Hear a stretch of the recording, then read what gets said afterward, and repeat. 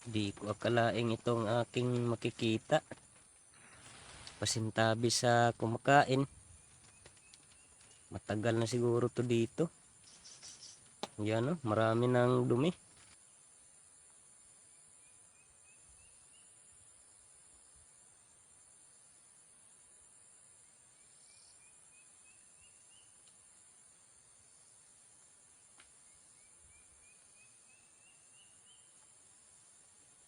Di na talaga kaya.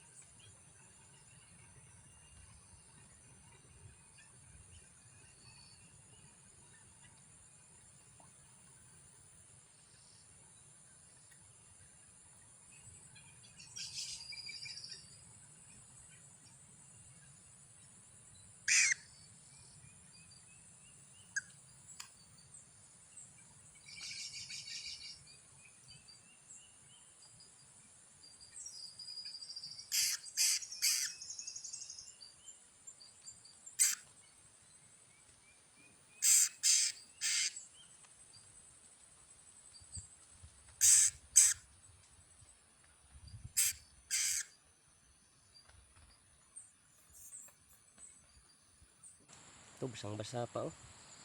Hindi pa to makakalipad. Tagal na siguro siyang na-trap dun sa loob ng bunga ng saging. Hindi pa siguro makakalipad to.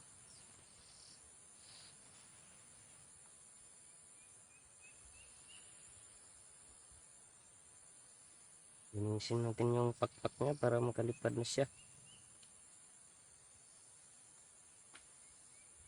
Ganda tong ibon na to. May pula yung balhibo niya sa tiyan.